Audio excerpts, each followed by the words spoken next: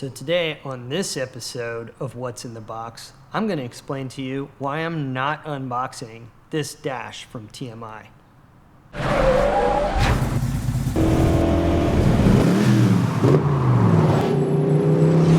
This is an unboxing video. This is not in a box, and I've already gone through the trouble of figuring everything out. That will let me tell the story a little bit more about what you got to deal with the TMI dash.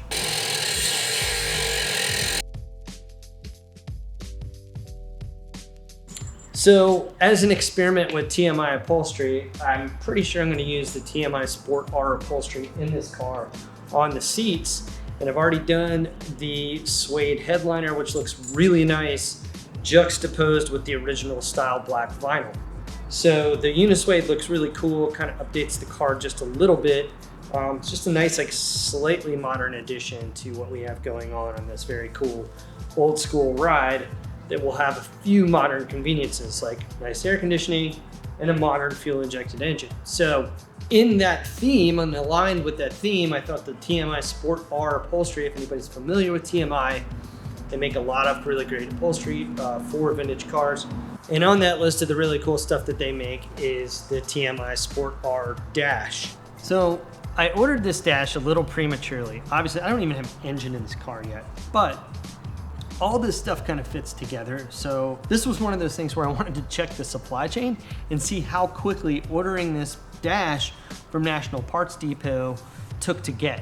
When I ordered it, it said made to order, allowed 4 to 6 weeks for delivery. And I want to say it might have even come in like 2 to 3 weeks.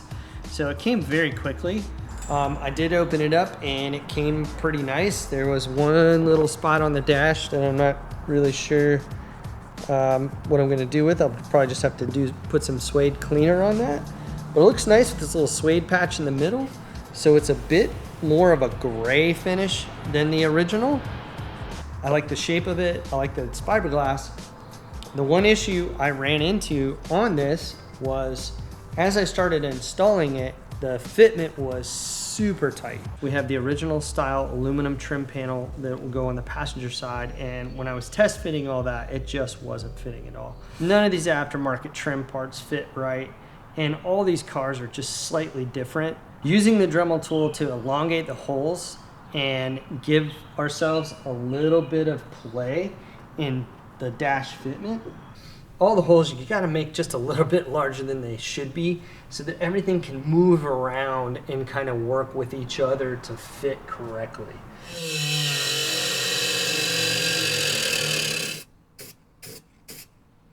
That's all it needs. Don't ever do that. Let's see how it has a little bit of play. So having this adjustment here will let me move the dash cap up almost a ½ inch or a ¼ inch, which should give us plenty of room for that applique, that aluminum dash panel to fit nicely. The second thing I was having trouble with was getting this dash, because it goes all the way down to where the window seal is, the lower window seal. It basically occupies the space where the trim piece goes that holds in the original dash. On the 67, 68 Mustang, there's a piece of trim that goes across the top of this that actually holds the original vinyl dash into the base of the windshield and like clamps it down. And I don't believe this dash needs that.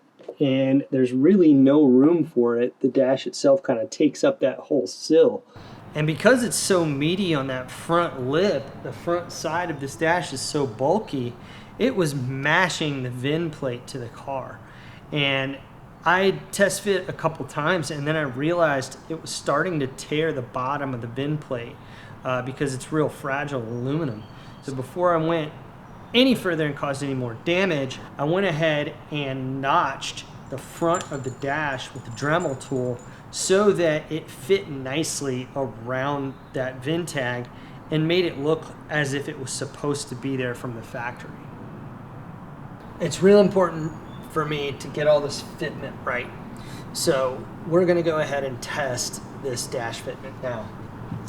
All right, so careful because we're working around all these finished parts and we do not want these bolts to mar up any of the paintwork. And they've done a little bit of that already, and we've had to touch it up. Before I jam it up in here, I'm gonna try to make sure that this is fitting. It does look like it's gonna fit this time. I'm starting on this end because this is the fragile end with the VIN plate. I've got that bolt going through there. I'm gonna take it through the center dash hole here, push it through, and it looks like that notch is really working.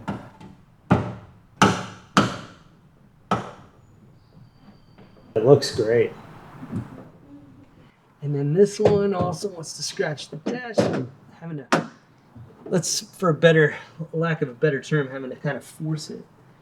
And then see, giving this dash, elongating these holes, gives us just a little bit of play for the dash cap to move up in the center. Because one thing I was noticing, test fitting with an original AC register, it was so tight against it, it wouldn't fit. So I wanted to make sure that this AC register would fit in there snug, but not overly tight. And have a little bit of play. And with this setup, it looks like there's just enough play to have that top chrome reveal happen. And what we'll need to do is when I tighten this all down, I'm going to push this up and obviously get the other aluminum trim piece in here, and we'll button it all up together. That little notch out work that I did worked just perfect. It fits well, so for now we're gonna run this dash. It's very easy.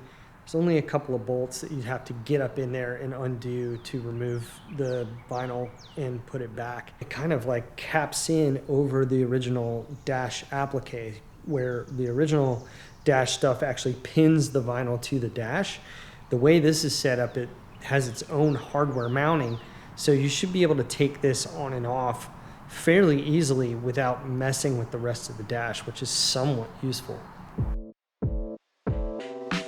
TMI Sport R dash upholstery in the car, ready to go. Dash fits all the way across, and then having this center adjustment here to let that chrome show through is nice.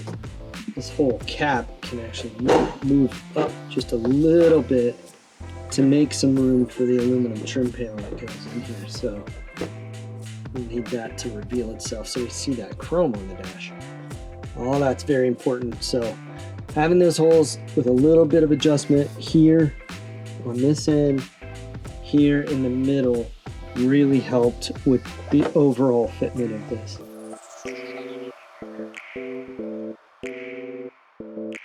We are going to use the TMI Sport R upholstery in the seats of this car, so having that little extra bolstering is helpful, especially when you're at a track day.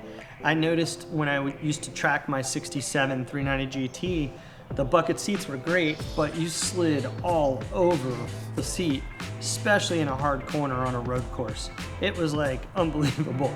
So having that little extra seat bolster, I think, will just make this car a lot more drivable, a lot more fun to enjoy, and give your body a little placement when you're in hard cornering on a track, especially on sticky tires.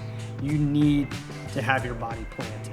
Having that Sport R upholstery match is one thing I wanted to do. So we went ahead and did the Unisuede headliner on this and paired it with the original style black vinyl overhead console. We have the black vinyl knee pad, and I think if I had to do it over again, I might go back and get the gloss black vinyl dash pad. This one is the matte black, and I thought that would help because it would be not shiny. But the vinyl itself is a little more on the gray side of things. I definitely ordered black on black on black.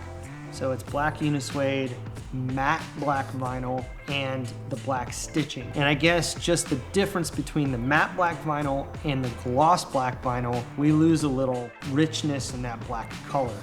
But it still matches and works well with the charcoal, dark charcoal interior of this car. So to recap all of this, if I had to do it over again, maybe I would go ahead and get the darker black, gloss black vinyl and the black Unisuede like we have it here on this setup. and maybe this vinyl would match the knee pad a little bit better. This knee pad is from National Parts Depot, and it's their own reproduction one. So if I wanted to match this color vinyl, I'm sure I could use a little rattle can vinyl dye and make it match a little bit better, but I don't mind it. We have the gloss black vinyl here, we have the black vinyl on the seats, and so just having this little bit of gray, a little bit more gray matte finish on the dash really is more for driving and visibility and all that. Like I said, if I had to do it over again, I'd probably go back and order the gloss black vinyl, but since I bought this and modded it to fit my VIN plate, we're not changing it. So pretty much this just turned out to be a review video of the TMI Sport R dash upholstery. And my review is, it's pretty good. Overall, I'm really happy with the build quality of this. It's really nice. The vinyl fits nice and tight. Just not super stoked on the color. I was thinking like the matte finish would be a little less gray, but it looks nice. It fits well. So for now, we're gonna run this dash. Now that's a decent piece, short of having an entirely custom dash made for this car, which is not uncommon for this level of a build. I think the TMI dash works really well. So we're gonna rock with that for a little while.